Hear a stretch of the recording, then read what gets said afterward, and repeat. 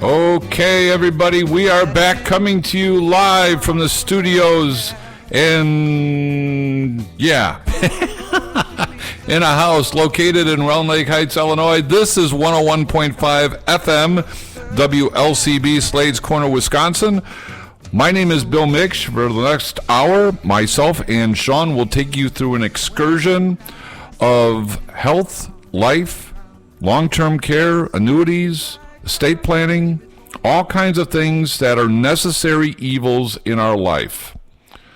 But we pride ourselves in making sure we understand what it is we're talking about before we deliver our message. So as Sean can attest, Bill spends a lot of time doing research prior to these shows so as to make sure our audience is educated enough to be able to make at least some decisions as to how they want to proceed, and then consult with an attorney, an accountant, an advisor, etc., people that are in the know that can help you make good decisions with your money, with your insurance, with your estate, etc. So with that in mind, I am reaching out to the man, the legend, the way of life, coming to you from the bowels somewhere in Dayton, Ohio, buried in the bunkers, Sean Hauser. I'm like in a foxhole, in a bunker, in a bowel, in a crevice. I'm somewhere. But you're loved. Man. But Sean, you're loved. How much? I like to believe so. Yeah. Well, you are from my heart to yours. At least there's at least two people in your world that love you, Kelly and me. All right, now I'll take that. What more could you ask for? $1 million. Well, yeah, that would be nice. Actually, I figured it out once. It was like $1 million wouldn't cut it, but if you won like $10 million in the lottery, that'd be enough to do it. I would agree. I think if you ended up, because you're going to end up giving half of that away to the government, God knows. If you have $5 million, even if you put it into a CD account that's getting 4%, everything being equal, that should be plenty of money to sustain yourself, even with issues of long-term care, etc., for the rest of your life, theoretically.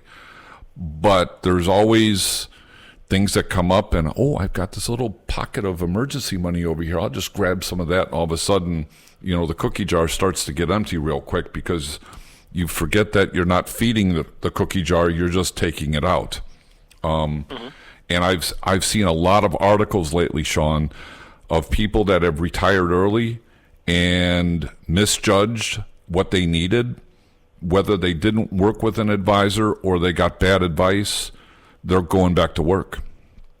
Mm-hmm. And it's a sad commentary. I see things all the time of, I'm retiring with $500,000. Can I live for 30 years?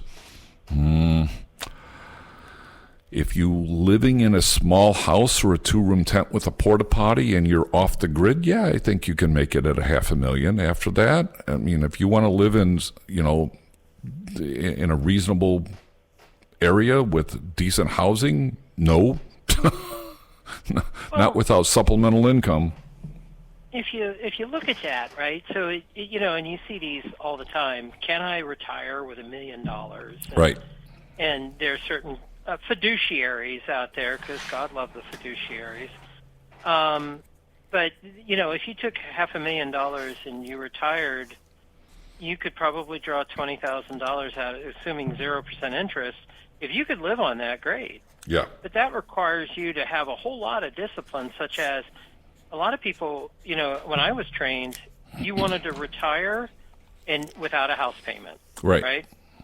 And you wanted to, have other, things in place, right? Mm-hmm. So you weren't still taking on a mortgage or whatever, and you wanted to be able to use your Social Security and your pension and your 401k and all of that to provide additional earning and living capital. But if you check out of the game at 65 and you've got 500 grand, it's it's not going to be easy, to your point. Nope, absolutely not. Live in a state without taxes, that's for darn sure. Exactly. Remind me, Sean, over the next couple of weeks, you just said something that I've come across some articles talking about this concept of fiduciary, and also then talking about the concept of certified financial planner. And these articles go into detail as to, is that good? Is that bad? What does that mean to the consumer? Because it sounds really good on paper, but for those of us who are in the business, you can be a fiduciary, in my professional opinion, and be an insurance agent. You're just making, if you're doing the right thing on behalf of the client. Now, if I would go this far. If you're a broker, you can probably be a better fiduciary because you're more independent from an insurance company than if you were an agent with, name your household insurance companies that are out there, because now you're kind of limited as to where you can go. Certified financial planner, I'll be the first one to tell you that test is hard. And because I've taken it twice. And full disclosure, I'm not a CFP, but that doesn't mean that I don't know the moving parts. I just didn't pass the test. Does that mean I'm a CFP? No, I'm not a CFP. Can't even acknowledge that I'm a CFP. But does that mean I'm a bad agent? No. And there's CFPs out there that are really good, and others that probably ought to be bagging groceries at Dominic's. Well, and I don't think so. But the thing is they say that, when you see these advertisements, well, how are you different? Well, I'm a fiduciary, and that means you're supposed to put your client's interests ahead of your own, right? Mm-hmm. I'd be willing to bet folding money that when Bernie Madoff built his firm, he held himself out as a fiduciary. Yep. Okay. And whether you call yourself a fiduciary or a financial planner or as a investment advisor, a broker, an analyst, an insurance agent, or whatever, I mean, unless like doctors, that's certified by a board, right? Dentists, certified. Lawyers, they take the bar. So there is an accreditation and thing. And the CFP, the Chartered Life Underwriter, the Chartered Financial Consultant, and all those exist. But everybody out there goes, "Why, yes, I'm a fiduciary." Mm-hmm. Well, I'm Presbyterian. So what? Yeah. So anyway. And you're preaching to the choir. I mean, I've been doing this for 35 years, and I plan on doing this for another at least 15 years if I can. And it's not because I need to or want to. I like what I do, and I think I'm pretty good at it. And if I can be of value to a client for putting them in the right direction, why wouldn't I continue to do this? I may not be able to do it, 5 years from now at 60 hours a week like I'm doing now, but and I'm not apologetic about it. But why wouldn't I do that if I'm enjoying myself? I have seen too many people that have retired and then died right after they retired, and through no fault of their own.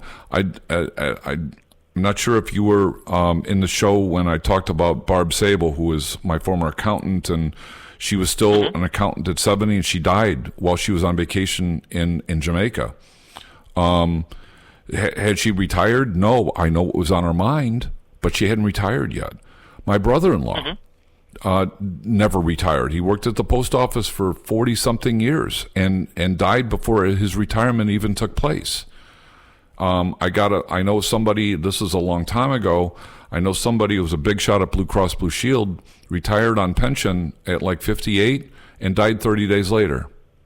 So, as long as I've got my faculties and I've got my feet and I've got my ability to dial a phone and have a cognitive, lucid conversation with somebody about a particular subject matter, I'm going to continue to do what I do.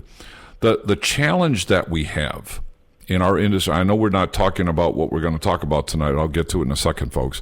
The challenge that we have is that to some degree, through no fault of anybody's, we've been pigeonholed as no different than anybody else's salt and pepper shaker. That there is no distinction between me and the guy who hangs a shingle down the block. That may be true, may not be true. I know a lot of brokers who are really good, and I know some brokers who couldn't wipe their butts without help.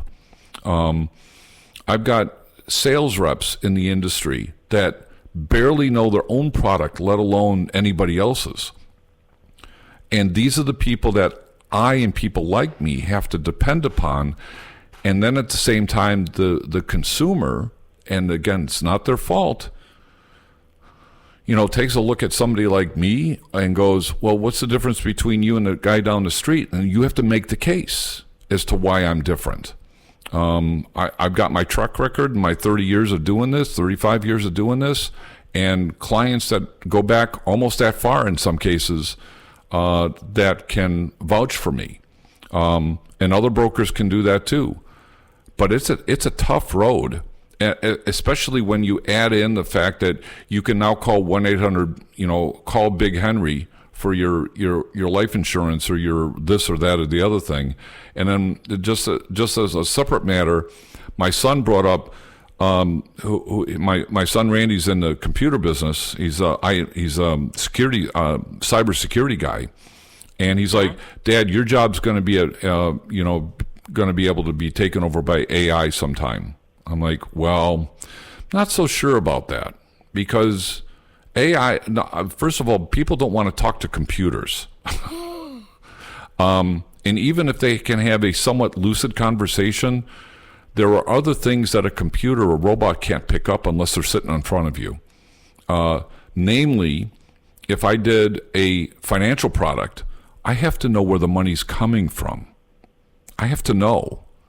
And if I find out that the money's coming from a drug dealer and I allowed that money to float through to the insurance company, I'm going to prison. It's not a fine or I lose my license. I'm going to prison because I didn't know my client and I allowed somebody to launder money through an insurance carrier.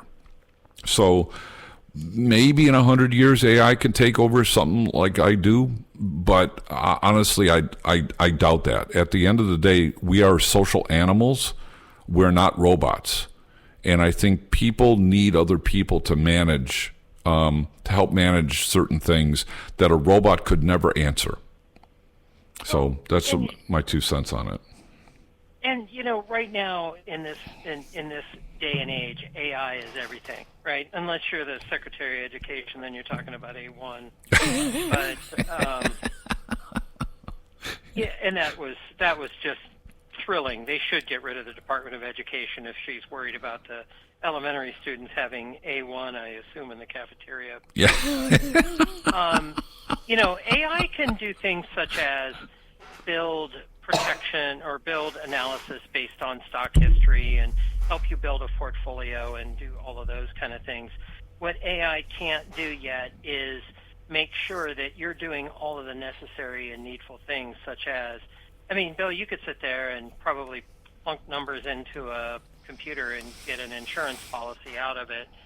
But, is that insurance, is that computer going to help your clients make sure they have a will, make sure they've addressed their estate, make sure they've addressed other facets of their financial, of their financial health and being, if you will, because it is a separate being from the individual. And I don't think so yet. And honestly, if I'm going to put $500,000 or $1 million or $20,000 of my hard income in an investment, I want to look somebody in the eye. Absolutely. And that's just the way we do things. Yeah. Now, younger people may feel differently, but then they're going to be the first ones to say, who do I talk to about this? Sure. So we're going to, before we get into recapping durable powers of attorney and wills and then getting into trusts, and we're going to take our time, Sean, on the trust stuff, because there's a bunch of trusts that are available, and I don't want to lump everything into one discussion. way too complicated, way too many moving parts. There are reasons why to do one kind of a trust versus another or a combination thereof. But in the context of things, how often do you go to the doctor's office, Sean? Once a quarter. Okay. So in that context, at some point you've had to fill out a bunch of paperwork, right? Oh, yeah. All right. Have you ever read it? What? The stuff that the doctors give you. If I brought my glasses, no. Well, I'm not going to say who the doctor's office is because they're all going to be the same. But I'm seeing a doctor tomorrow, and as a part of their upgrade into electronic communications, I'm asked to fill out this notice of privacy, acknowledgement, receipt, and all this other stuff. So I'm like, okay, I'm a contract guy. I'm going to read this. And most of this was gibberish about communicating with me or my spouse about certain medical things or how to handle billing or those kinds of things. Okay, fine. That's understandable. And then they want your cell phone and your address and your left kidney and all of that.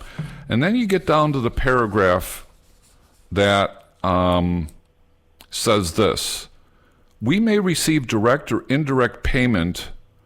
Oh wait, I'm getting ahead of myself here. You specifically authorized to give your express consent to receive auto-dialed or pre-recorded calls, including voice or short messages, text messages, and other electronic messages from or on behalf of whoever the provider is, and its representatives at the numbers provided above, or an appropriate email address to communicate appointment, reminders, notifications regarding the availability of pathology, laboratory, billing, collection, etc. So-and-so company may receive direct or indirect payment of these marketing messages. You understand that providing your telephone number and or email address to ABC company, you consent to being contacted using the above methods. So yeah, I fell asleep about 8 paragraphs ago. So, right. Yeah. Well, that basically says, okay, they're going to text message you when they think they have something important to say, or a third party that's paying them is wanting to, bleed you some information and get you on their hit list. Mm. But this is the one that got my attention the most. Are you familiar with the organization called the MIB? And that's not Men in Black. Oh. No. Yes. The Medical Information Bureau, folks. This is a thing. This is real. Hold on a second, Sean. It just started pouring outside. And I stopped because I heard it through the headphones. All right, so the Medical Information Bureau, folks, is a clearinghouse for the insurance companies and the medical providers to share information so that they can communicate with each other. Well, yeah, but it also serves another purpose. If you've ever applied for a life insurance policy, a long-term care policy, I would go so far as to say a mortgage, or anything else, the underwriters of these companies may go to, and will go if you're doing insurance, I guarantee this will happen, they will go to the Medical Information Bureau to seek out whether or not Sean Hauser or Bill Mix's name is out there for a particular medical diagnostic. And let me I'll just use a real life example. I wrote a policy for somebody that I've known a long time, almost my entire life, on him, and I asked him the standard questions. I didn't get into specific details, and we put the application up there, and about a week later, a couple days later, the insurance company comes back and says, "Did you know about this, and this?" I'm like, "Oh, no, he didn't disclose that." So I went back to him and I'm like, "Can you tell me about this, and this?" And he said, "How did you find out?" And then I explained to him how the Medical Information Bureau works. Sean, that information was back in 2012, 2013, 12 or 13 years ago. So fast forward to this paragraph, it says this: By signing this form, you are opting to into blah, blah, blah's ability to participate in and share information with health information exchanges. The HIE is a secure system that allows doctors, hospitals, and other healthcare providers to share your health information electronically. HIEs help your healthcare team by giving your doctors a complete picture of your health, ensuring they have the right information at the right time. Protecting your privacy is a top priority.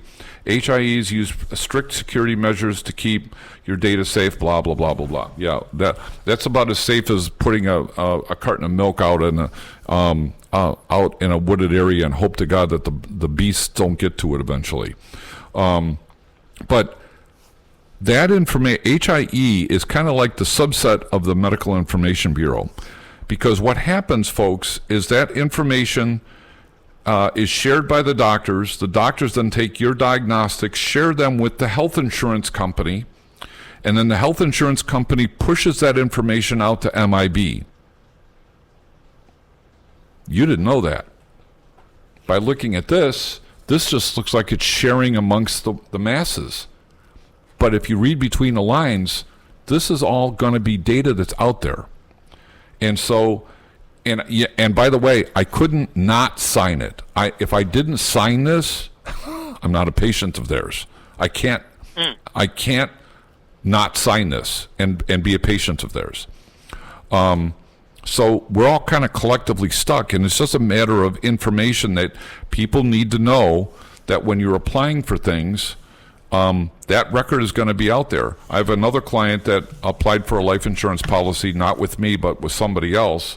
And that's a different story altogether. And I was cool with it, but he went with Shifting Sands Insurance Company.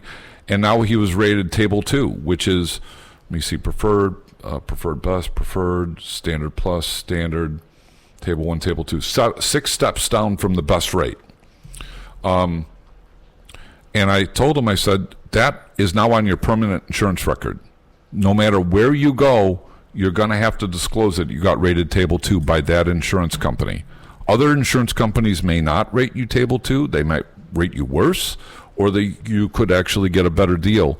But that's going to be out there, and there will be a question on an application that specifically talks about that.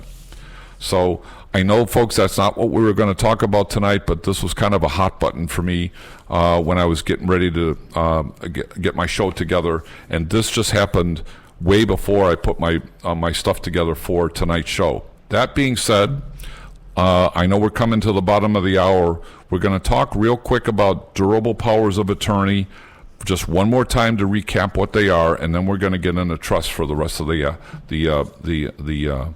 show. So a durable power of attorney is to ensure, and I'm reading this from the notes that I've got here, to ensure that their personal, financial, and healthcare decisions can be managed if they become incapacitated or unable to act for themselves. Here's a breakdown. It ensures continuity of decision-making. It avoids court-appointed guardianship.